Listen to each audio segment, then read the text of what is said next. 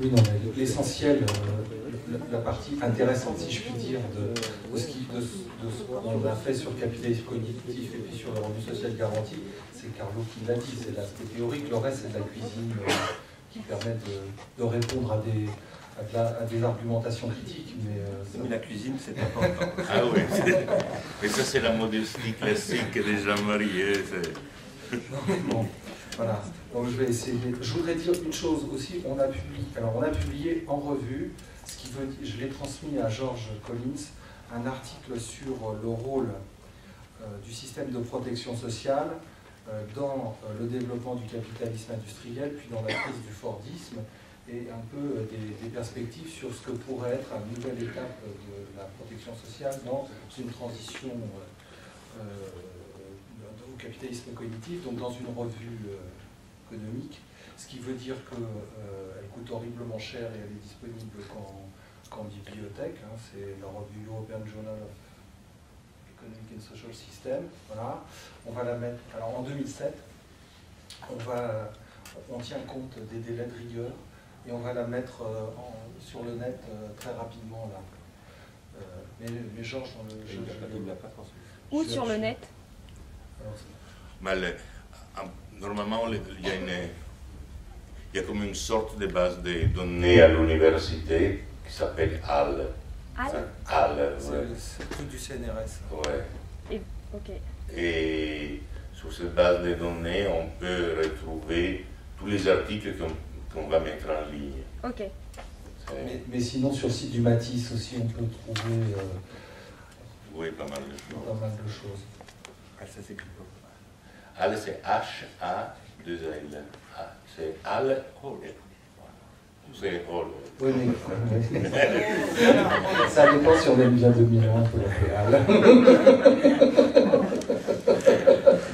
Et après, c'est H-H.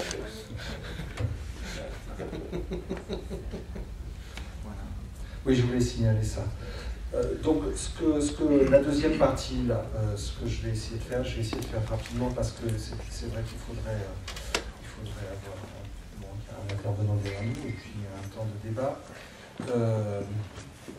Pour synthétiser ce qui a été dit, on peut dire que les critiques qui sont adressées au revenu social garanti et qui nous ont été et qui nous sont adressées, elles sont essentiellement, et celles qui occupent une place prépondérante sont de deux ordres. Il y a une première critique, moi c'est un peu de la caricature, mais à force de l'entendre, je n'hésite pas à adopter une vision caricaturale. Elle procède d'une sorte de vision sacrificielle du travail qui considère qu'il serait indécent de distribuer un revenu d'un niveau substantiel sans travail, qui répondent aux normes productives classiques et qui soient fournis donc qui soient fournis comme ça sans cette contrepartie de travail. Et je pense que Carlo, dans la première partie de l'intervention, il a largement répondu à cette objection. Pour nous, le travail existe déjà, son produit est capté sous différentes formes de type rentière, mais ce qui manque, c'est précisément le revenu qui forme la contrepartie du travail. Et c'est ça ce sur quoi on a essayé de réfléchir. Et puis il y a un deuxième argument qui est fort dans les débats sur le revenu de citoyenneté ou sur l'allocation universelle, qui concerne la question du coût du revenu de citoyenneté. Alors soit cette question est carrément ignorée, soit elle est développée, mais très rarement, et on peut citer notamment que Von Parijs, lui, a fait l'effort d'essayer d'envisager cette question. La question de la faisabilité est donc parfois envisagée, mais les problèmes de financement sont le plus souvent discutés sans être attachés à la moindre évaluation de ce que ça représente. Et donc, ça laisse place, je dirais, à une forme de critique d'autorité qui consiste à dire le revenu de citoyenneté, l'allocation universelle, ce que vous voulez, est irréaliste ou utopiste, précisément parce que c'est trop coûteux. Et c'est à cette question-là qu'on a essayé de répondre, c'est-à-dire à la question de la faisabilité financière du RSG, à laquelle je vais essayer de répondre, mais je vais répondre en montrant à partir de la méthode comment on a procédé, plutôt que dans le détail du calcul qui n'est pas très intéressant. Ce qu'on a voulu établir, donc, c'est la faisabilité financière. On l'a fait une fois. Bon, ça m'amène à faire une remarque. Alors, ce travail, il a été publié donc, dans un livre paru tardivement en 2006, mais sur la base d'un colloque qui avait eu lieu en 2004. Et il y a eu un article dans Multitude, en 2006 également, qui fait une synthèse de ce travail. Et il faut savoir que les chiffres qui ont servi de base à l'élaboration du travail datent de 2002. Donc on est à 7 ans de l'évaluation que nous avions effectuée. Et donc, la question de l'actualisation, bien sûr, elle se pose et elle nous est posée régulièrement. Nous, notre objectif, c'était de répondre à la question de la faisabilité financière et pas d'entretenir une sorte de programme politique permanent en refaisant clé en main des calculs de façon permanente. Donc on n'a pas refait, j'ai regardé cette semaine un petit peu des trucs, mais on va le refaire parce qu'il y a eu des modifications tellement profondes du système de transfert public, social, des transferts directs ou indirects du système de protection sociale ou du système fiscal, que de nouveau cette question, elle se pose, mais à notre sens, ça ne remet pas en cause, et ça ne remettra pas en cause la démonstration de la faisabilité financière. Ça peut remettre en cause simplement les modalités de financement, mais ça ne remettra pas en cause cette question-là de la faisabilité financière. Je voudrais préciser qu'on a procédé de manière statique, et on n'a pas utilisé ce que les économistes appellent un modèle de micro-simulation qui permet de faire tourner des choses et donc de fonctionner en équilibre général. On a fonctionné de manière statique. Ça permet, alors c'est une limite sans doute, sauf que ça permet quand même de décomposer les étapes. Et ça, c'est très important pour la compréhension de ce qu'on fait. Pourquoi ? Parce que en fait, il faut bien voir que il faut, pour raisonner dans ce cadre-là, il faut procéder à une sorte de modification méthodologique. Comment on raisonne, si vous voulez, dans ce que j'appellerais la raison financière publique orthodoxe? Comment on fait? Dans la logique orthodoxe des finances publiques et sociales, on part généralement de la dépense.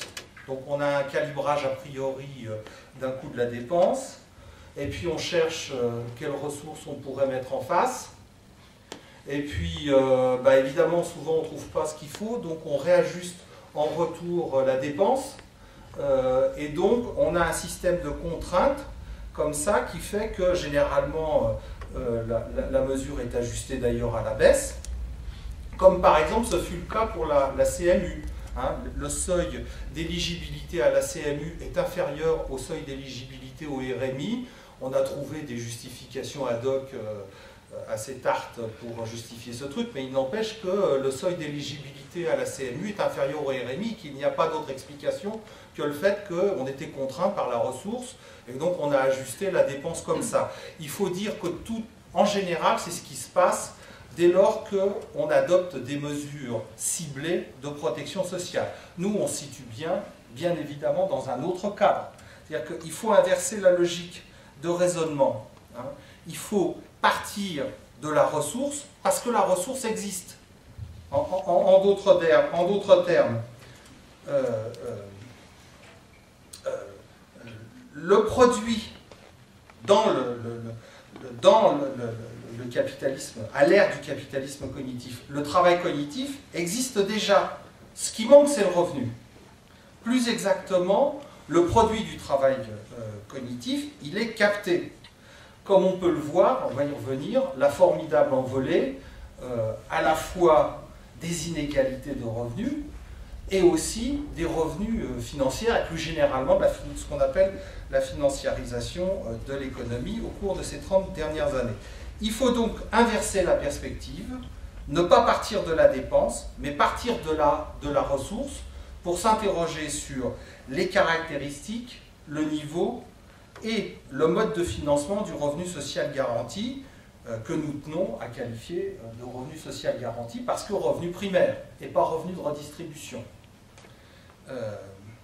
Ça conduit, si vous voulez, à ne pas envisager simplement des ajustements, des adaptations du système de prélèvement qui contraindraient en quelque sorte la dépense et qui aboutiraient à quelque chose de résiduel, mais en contrepartie, si je puis dire, on aboutit aussi quand même à mettre en évidence la nécessité d'une profonde réforme du système de transfert, c'est-à-dire du système de prestation et surtout du système de prélèvement obligatoire.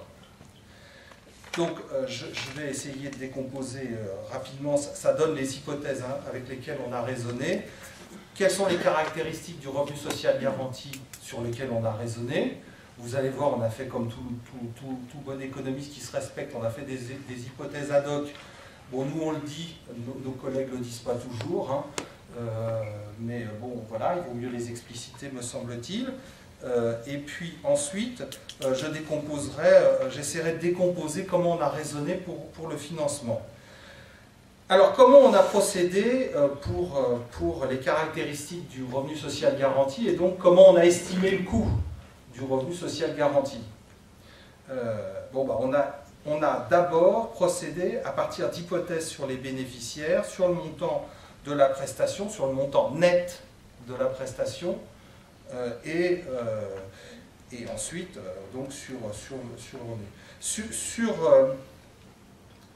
sur la population bénéficiaire, pour des raisons de commodité, je vous précise pour des raisons de commodité, les nôtres, hein, notre commodité, afin, si vous voulez, de ne pas engager, parce que sinon on serait entré dans un débat sur la politique familiale et le système de retraite. Et notre but n'est pas de remettre en cause des piliers du système de protection sociale. Donc on a d'abord, et on a fait l'hypothèse que le revenu social garanti serait distribué entre l'âge de 18 ans et l'âge légal de la retraite, l'extension avant 18 ans et après l'âge légal de la retraite nécessitait une réflexion sur ces deux aspects qu'on n'a pas engagés là dans le papier. Donc ce qu'on a fait, c'est qu'on a fait un truc sur toute cette période pour montrer sa faisabilité financière. La faisabilité financière, le problème c'est essentiellement là, hein, c'est pas, compte tenu des sommes qui sont engagées avant et après, c'est pas le problème. Donc c'est une commodité qu'on reconnaît, hein, c'est sans doute une faiblesse, on pourrait dire, mais ça laisse la place en fait à la discussion. Sur les caractéristiques de la prestation, chaque personne bénéficierait du RSG sans condition, c'est une formulation qui recouvre la double inconditionnalité que l'on trouve chez Van Parijs. D'abord, le RSG est accordé sans condition de travail, ce qui implique qu'il n'y a pas de condition de recherche effective d'un emploi ou d'être disposé à travailler, ce qui en est une variante, et sans obligation d'accepter un emploi librement offert par un employeur. Et puis, deuxièmement, le revenu social garanti est versé automatiquement, sans condition de revenu, sans contrôle des ressources des individus, contrairement à toutes les formules de revenu minimum. Donc, une véritable inconditionnalité du RSG. Le RSG devrait être d'un niveau substantiel, de façon à garantir effectivement la liberté de chacun d'accepter ou de refuser un emploi jugé trop mal rémunéré, sans intérêt, etc. Il s'agit de garantir cette liberté. D'un point de vue pratique, pour voir, pas nécessairement parce que ça correspond à l'évaluation de la prestation, mais tout simplement pour voir, on a testé, je crois, 6 hypothèses portant toutes sur le montant net mensuel perçu. Je précise montant net mensuel perçu. Pourquoi ça a des implications sur la question du prélèvement des cotisations sociales ou pas? On a considéré que le problème pouvait être écarté, puisque c'est un système qui consiste à prélever pour redistribuer. Donc, autant faire directement les hypothèses sur le montant net. Donc, les hypothèses sur le montant net, à l'époque, en 2002, hein, c'était 150 €, 225 €, 300 €, un demi-salaire moyen, à l'époque 880 €, un demi-salaire médian, soit 700 € et 2/3 du salaire médian, 940 € en 2002. Finalement, pour l'année 2002, on a retenu l'idée que la borne supérieure des niveaux de revenu social garanti envisageables, compte tenu des objectifs qui lui étaient assignés, correspondait à la moitié du salaire médian. Pourquoi? Parce que les trois hypothèses les plus faibles sont inférieures. Qu'est-ce que c'est le salaire médian? Le salaire médian, la moitié du salaire médian, ça donnait 700 €, environ 700 €. Un petit peu plus, mais on... Le salaire médian, c'est celui qui coupe en deux. Oui, la distribution. C'est C'est pas la moyenne, hein, c'est le salaire qui correspond à 50% en dessous et 50% au-dessus. C'est donc celui qui est tout à fait au milieu de la distribution. Donc qui est donc environ de 700 €. Il faut La dire... moitié. 700 €, c'est la moitié. Oui. Ouais, c'est ça, la moitié du salaire. À l'époque, c'était 1004, maintenant, donc Voilà. on serait aux alentours de 900 €. Oui, c'est ça. Hein. Donc il faudrait adapter. Justement, je vais y revenir. Alors pourquoi pas les trois premiers? Parce qu'ils sont trop proches du RMI. Ils étaient trop proches du RMI de 2002 et ce serait la même chose aujourd'hui. Hein. Et puis pourquoi pas plus? Parce que ça entrait directement en conflit avec le SMIC. Et notamment avec ce que Carlo a dit, la norme du demi-SMIC. Voilà. Donc, pour éviter cela, on a adopté cette hypothèse-là.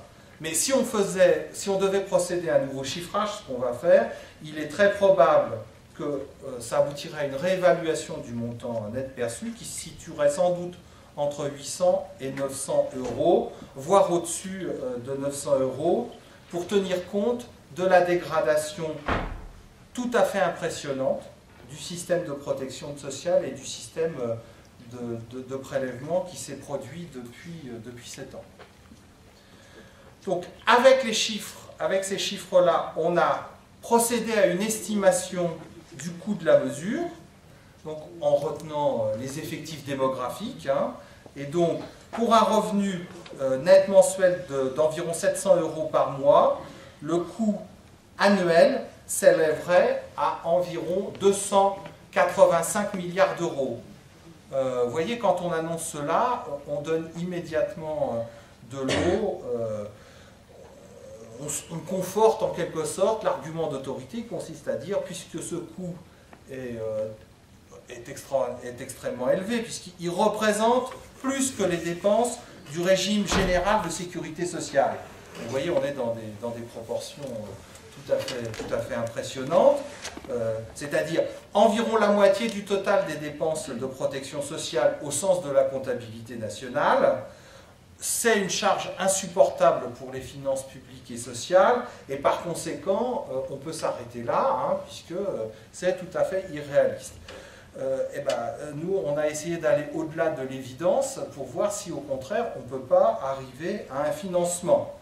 Mais à condition de faire, comme j'ai dit, d'inverser la logique et de voir comment on se situe. Alors, la première façon de procéder, c'est de partir de ce qu'est le RSG. Le RSG est bien, pour nous, dans notre conception, un revenu primaire. En tant que revenu primaire, il est soumis au système de prélèvement.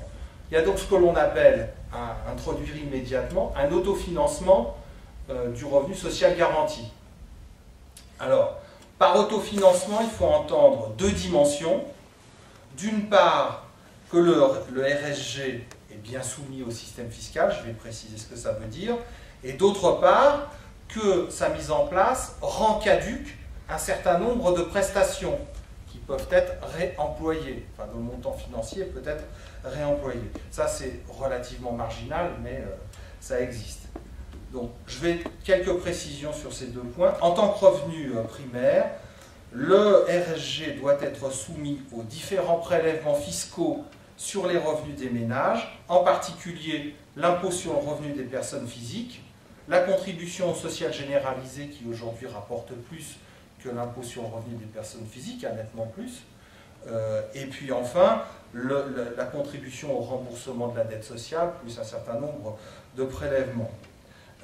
Il faut souligner que, puisque en principe, ce qui est de moins en moins le cas, et ce qui est catastrophique, puisqu'en principe l'IRPP est progressif, et que nous pensons que cette progressivité devrait être accentuée, ça veut dire que la rente perçue par les plus hauts niveaux de revenus serait immédiatement réincorporée dans le circuit de financement du RSG. C'est à ça aussi que ça sert de soumettre le RSG au système de prélèvement. On réincorpore comme ça une partie de la rente, seulement une partie, hein, bien sûr.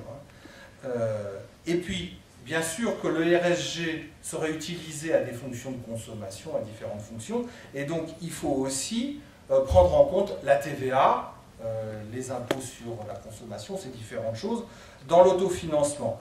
Avec tout cela, on aboutit à environ un autofinancement par la soumission au système de prélèvement de 30% du RSG.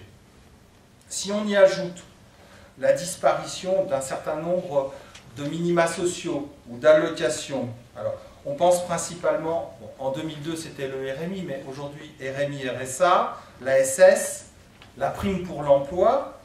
On peut aussi, on a eu la discussion hein, sur la question de savoir qu'est-ce qu'on fait de la AH, l'allocation adulte handicapé, de l'allocation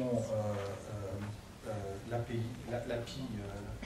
Oui, qui maintenant ouais, ça a été voilà, c'est ça. Ça a été fondu. Donc, ces différents éléments, on peut discuter, mais au total, si on tient en compte les deux parties de l'autofinancement, on aboutit à 35% du RSG autofinancé par ce système-là. Alors, au-delà, eh ben, il faut aller vers une restructuration et une reconfiguration du système de prestations, et je vais essayer d'aller vite, parce que bon... la question de la reconfiguration et de la restructuration du système de prélèvement est étroitement liée aux modalités avec lesquelles le produit du travail cognitif a été capté le plus souvent sous des formes rentières par le capitalisme.